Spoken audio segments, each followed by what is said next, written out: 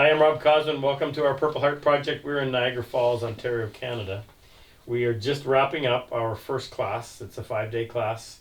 We start fairly early in the morning and we go till fairly late at night. And in each class, we have 6 or 7 combat wounded veterans. And the critical part of the class are the 6 or 7 civilians who come as paying students who, because they paid their bills, did you pay your bill yet? I paid mine right up front. Oh, good, thank you. Because they do that, we're able to run this program. So I've got Brad Johnson here. Brad is from Nashville, plays country western leagues there, I know. And the only student I've had who in the middle of the week said, I'm not so sure I like this. But he came anyway, and that's the important part. So Brad, you've been here for a week. You like it any better now? I do like it. I've actually loved it all along. It was woodworking specifically I wasn't sold on halfway through the week. But I've still enjoyed the week. It was still great being here. First thing I want to do is show us, how many dovetails have you cut in your life? This is the first one. First one ever. This is the first ever dovetail. Now for a guy who really not sure he liked it, I want to make sure that you get a really good shot of that. There's the tail side, there's the pin side. Are we getting all that, Jake? Okay. Now, tell them. You spent 5 days. We went for breakfast from 7 till 8. Here at the shop from 8 until 6 at night. We go to dinner. We come back and work 7:30 till 10:30. Tell me what you learned. Oh. So, I think I told you the other day, honestly, I used to look at a dovetail joint and not even understand how it worked. I'd find myself just looking away. I'd think about it driving in my car and I couldn't even think of how it worked. So I was such a novice that, I love it now. I understand it. I don't know that I'll make them all the time because I don't know if I could do 4 of these in the same piece of wood. But so I've learned a ton, and I'm a novice. I started a year ago, so I wanted to get better quick, and that was what first attracted me, to this idea of coming. And then frankly, you called me and invited me, and I think I said yes before you even told me what you wanted me to do. So I like people like that. So my goal was to No, hold on a second, wait. Tell us about your order. That was an even better story. So I'm watching your video on shooting board, which I'd probably watched 10 times because it looked like to be the easiest thing that someone could make. And so I'd watched it trying to build my courage to make a shooting board. I also thought it would fix all of my sawing problems if I had a shooting board. And so watching the video late at night, I found the part of your website where you sold tools, which I didn't even realize. And so once I saw that, I just saw these beautiful things, and I wouldn't even have known what this did. But I bought some stuff. I put it in my cart, and in a moment of weakness, I hit yes, I'll buy it. And a couple days later, you call me out of the blue, and I answered the phone, and you said, Brad, this is Rob Cosman. And because I had seen you in this video so many times, I gasped. I was like, oh my gosh. And I said to you, I feel like I'm talking to a celebrity. And you said, I feel like I'm talking to a customer. So, it was, but you asked me, you said, I'm looking at your tool list. What are you doing with your woodworking? And I said, I'm just making it up as I go along. And he was. I had no idea. And so, that's when you asked me, you said, hey, I want to, we talked a little, and you said, I want you to do me a favor. And that's when you asked me if I knew about the Purple Heart Project. And I said, I'd seen a little of it. And you said, well, I want you to come. And I said, okay. So, then you said, I'll cancel this order, and I'll just send you an email telling you the stuff you need to buy. So that's what I did. And it's been great. I regret nothing. It has been fantastic. The week is certainly way more rewarding than just the woodworking skills. So yeah. So your experience with the vets. Yeah. Sum that up.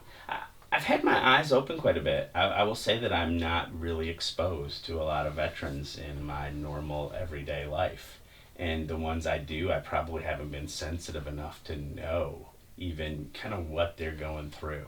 And so, more than the ability to do a dovetail, I probably appreciate that more. Just the fact that I was telling Bob a while ago, this feels a little more like summer camp than woodworking class. With these guys, we want to know each other. I'd like to see them again. I'd like to have a reunion. I want to make sure to stay in touch. And so it's been a cool thing to be forced into an environment with guys all going through the same thing, and probably me as a novice and some of these veterans that haven't done a lot of woodworking probably have a little more in common, and I've enjoyed that maybe more than the woodworking. Even it's just been the time spent and the exposure to their situation and what's going on with them has been great. It makes me want to do more to help. It makes me want to be involved with it, because it's great. You have a real heart for a situation I didn't really understand, and I have no problem seeing how much we owe them, and maybe I think I probably realize more deeply now how much we owe, just because of not only what they do, but what they then live with. Yeah. So. Yeah, a lot of baggage they bring home from the battlefield. Talk directly to the camera for a minute and just convince the next 6 people that I need to run the class in May. Yeah, I doubt anyone's ever come and regret it. I'm at the end of 5 days, and I was here till 10 o'clock at nights and 9:45, or it was long days. And honestly, I think I've had enough woodworking for the week, but I'm not tired of being here. That has been a great part, from the guy on the bench next to you to the guys coming up and just asking you to look at what you've done or look at what they're doing. You will get so much more out of this than just woodworking skills. But Rob's a great teacher. It's one thing for you to be a great craftsman and a great woodworker, but you are a great teacher. I mean, guys that have been doing this, we've got guys that have been doing this, since they're a kid, working on stuff that are challenged, and I'm brand new, but still feel like you're talking and teaching to me. So if you have any interest at all, you don't have to be good. I honestly had all the tools and never used them. The sharpening, I watched the sharpening video over and over to try to be good at something when I got here, but never did. And I feel like I'm doing fine. I love it, and I'm way ahead of where I'd be if I would have just tried to watch videos. What about Jake? What about Jake's been great. In fact, the downside of Jake helping me is then I didn't want to do anything without him. So it gets to a point where he helps me with something. I go, oh, great. And the next time I get to a new step, I'm like, where is he? I need him to get over here again. It's been great. I really have loved it. I will probably do it again. Good. And just go through the same I will call stuff. you. Yeah, I'll do it.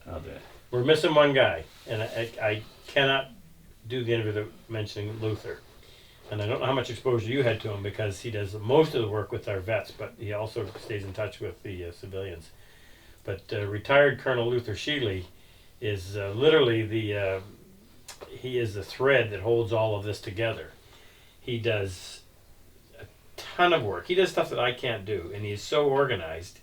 It just all works. All the pieces fall into puzzle. All the pieces of the puzzle fall into place. He arranges the flights.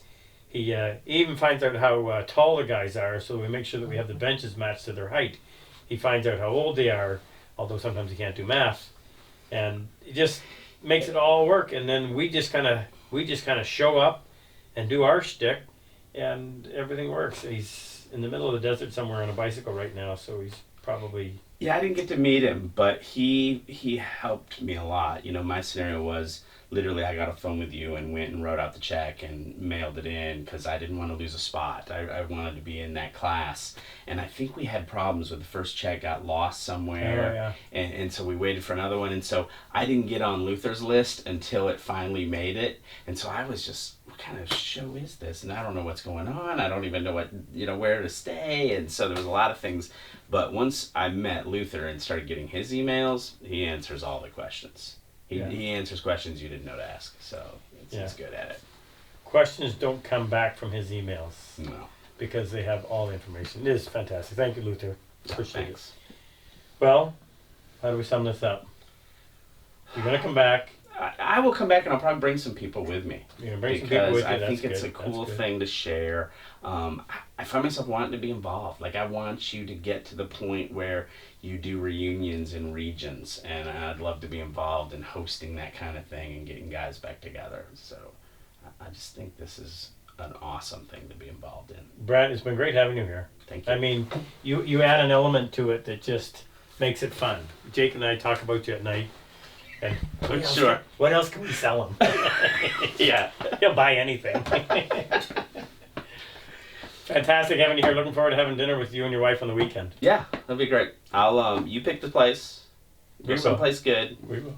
And it'll be probably late lunch, 1 o'clock or so. Yeah, that's all right. Thank you. Thanks.